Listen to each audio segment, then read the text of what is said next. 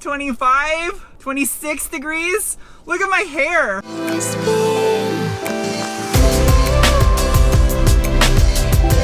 Hi, people watching car views on the internet. Welcome to this, the 2023 Ford Bronco Wildtrak edition. I'm doing my best to try to review all the different variations of the 6th Gen Bronco for all of you, since I myself own one. And today I'm going to get this 4-door rig up in the air. We're gonna nerd out in the tech specs, see how it's constructed and how it differs from the other models of Bronco, and then go take it out into the dirt and give it some beans.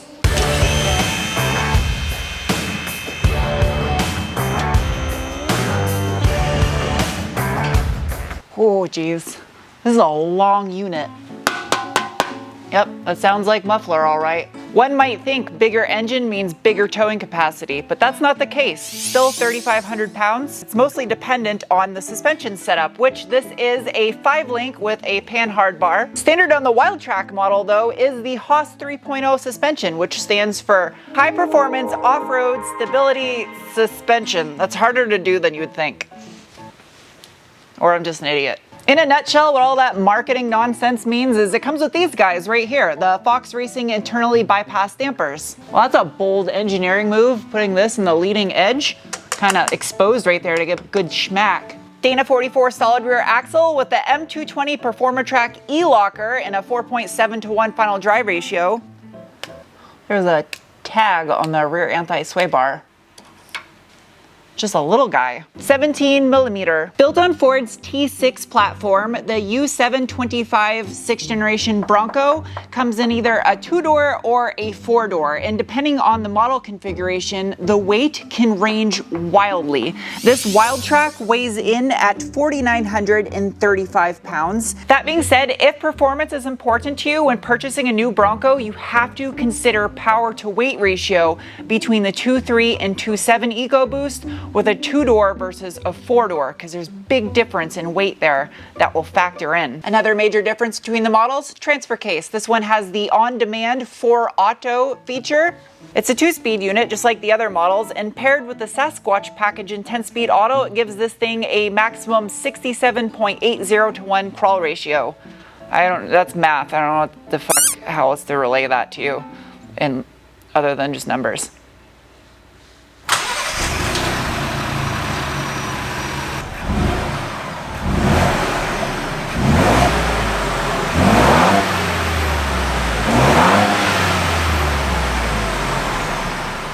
Was this raw, untreated steel?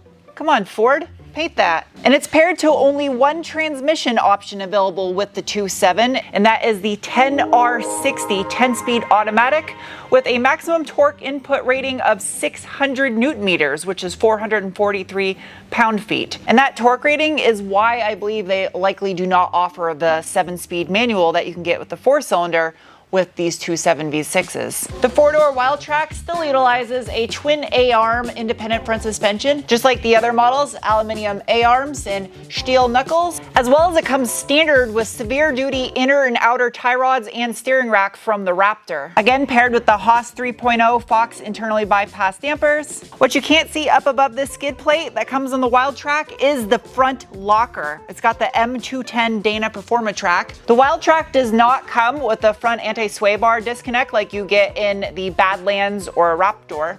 Measuring in at, that's a big one, 33mm front anti-sway bar. All right, it's time for the braking test. No one behind me. Ready? Whoa!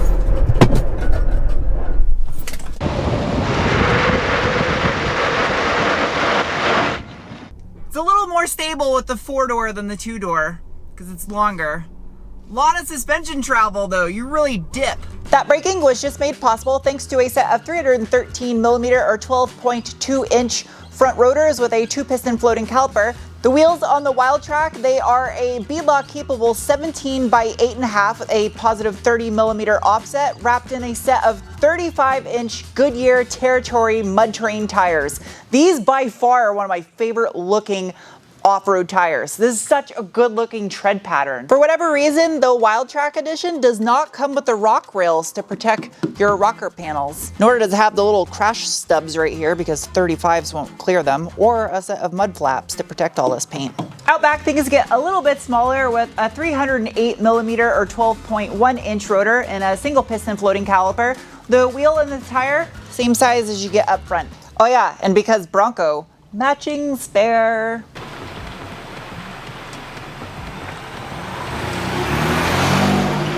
In the name of science, I am now going to give this Pokey the beans. Bull steering assessment. These are the same seats that are in mine, except different fabric. I already know they're not that good at bull steering. I'm not gonna bash my elbow off the B-pillar.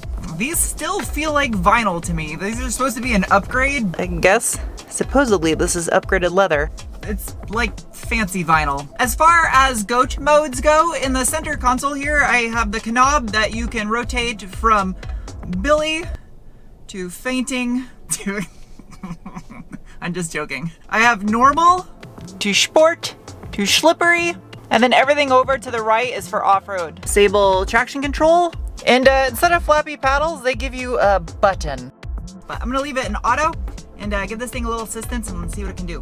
Ready? Go. Boost loading. It feels like a short shift, there's so many gears.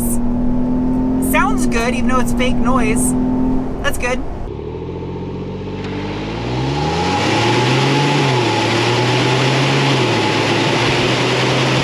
If you want straight line performance, definitely gotta say go for a two-door with the 2.7 and then do the 4 performance tune on it. The two-door of this engine is actually pretty quick. Ding, ding, ding. Ding, ding, ding. I low-key really like the Wildtrak graphic on the hood right there. No hood struts because Bronco. Underneath the hood of the 2023 Ford Bronco Wildtrak is the 2.7-liter EcoBoost twin-turbo V6 that produces 330 horsepower at 5,250 RPM and 415 pound-feet of torque at 3,100 RPM on premium fuel. If you put shit grade in there, it's gonna make less horsepower and torques. That's something I don't have on the Black Diamond with the 2.3 EcoBoost, hood insulation. And now for the influx of comments from YouTube certified mechanics saying, I heard all these engines are junk, they blow up. Because headlines and clickbait titles go rampant and most people don't do research, I did it for you. And back in 2021, the first model year of the Bronco, there was a batch of engine issues from engines produced from May to roughly October of that year, where Ford had to outsource the valves to a different manufacturer, and that manufacturer had a bad batch of valves, which was causing them to become brittle and subsequently drop into the engine and go kaput. So no, it doesn't affect all Broncos, nor does it affect all 2.7-liter Broncos. It was just that first model year. Digging a little bit deeper on the 2.7 EcoBoost, this has a graphite iron block with aluminum heads, a squared 83 by 83 millimeter bore and stroke with a 10.0 to 1 compression ratio, has a forged crank, forged rods, and cast aluminum pistons, and it has direct plus port fuel injection. Something the 2.3 EcoBoost lacks is that port injection to keep the back of the valves clean.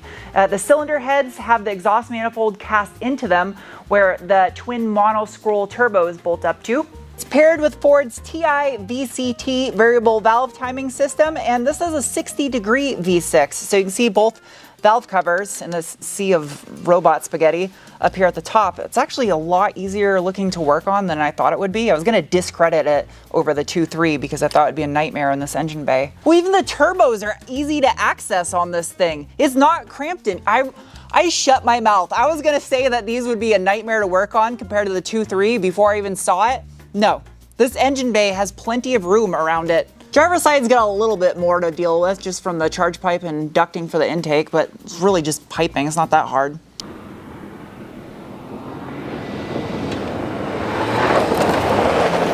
Rally special stage time. This is my favorite thing to do off-road. For off-road modes, I have mud and ruts, sand, and Baja. And that's it. There's no rock crawl mode with the Wildtrak edition. I'm gonna put it into Baja mode, traction control off because I like to party. Go. Okay. Yeah, get it. This does sound good. It's a long boy. boy. It's more dramatic when it gets sideways.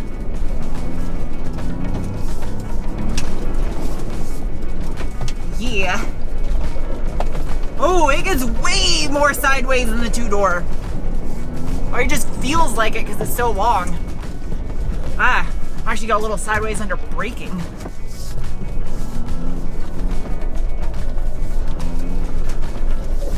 It'll still party, that's for sure. It doesn't feel as nimble, but it's more flamboyant. Which that actually kind of makes it fun in a different way.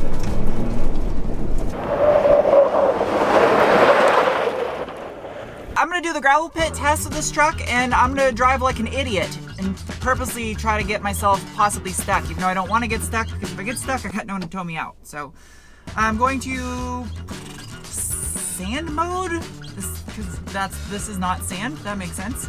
And the rear diff locks. I don't think I'm gonna lock the front locker. I don't really need it. Also has the trail turn assist, which is a fun feature, and sadly you can't get that on the manual transmission. So yeah, let's drive like an idiot and see what happens. Floor it. Brakes. Floor it. Ooh! That's a way to get stuck, and brakes.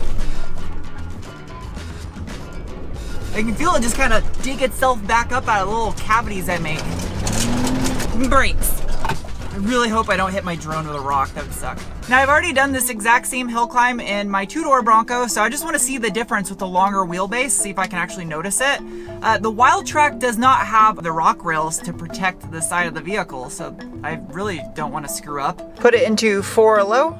I'm going to lock the front locker just because I don't have one, and I want to see how much a difference that makes. The trail cam in this thing is amazing. I really wish I had the trail cam. Okay. Ooh. It is so slick out here. The cameras do not do justice of how slippery the surface actually is.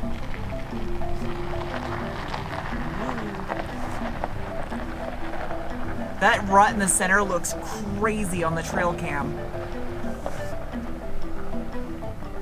So you get penalized a little bit in the breakover department with the longer 4-door. But it feels less twitchy. It feels more stable with the longer wheelbase.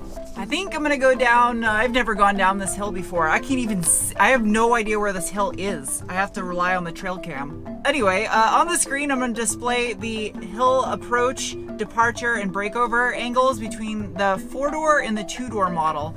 And the biggest difference is mainly the breakover, but also the departure angle on the 4-door is just barely less than you get on the 2-door. I really don't like this.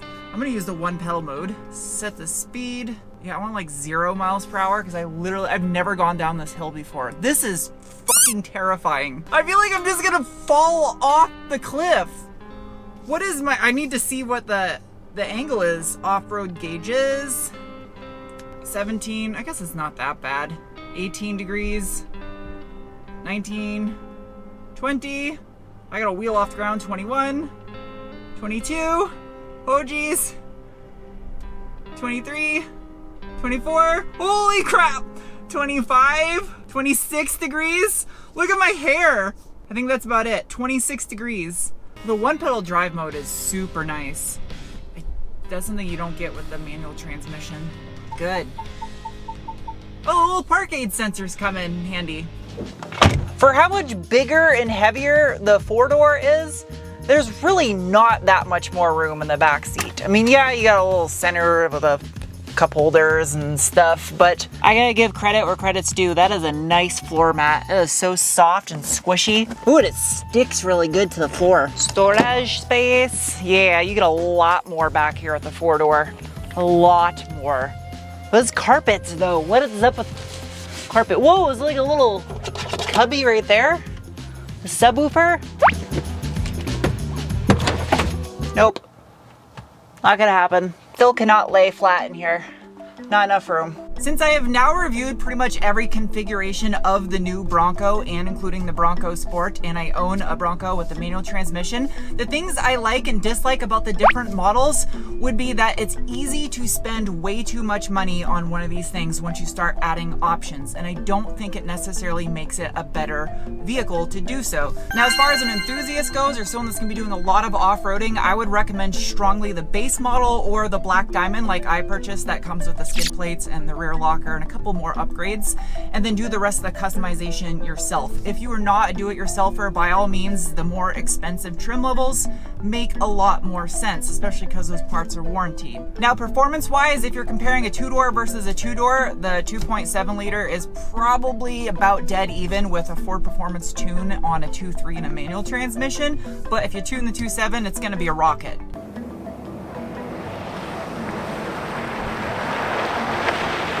First up is the bean score, is the assessment of the feeling you get in your gut when you give it the beans. And the Bronco Wildtrak is getting a rating of.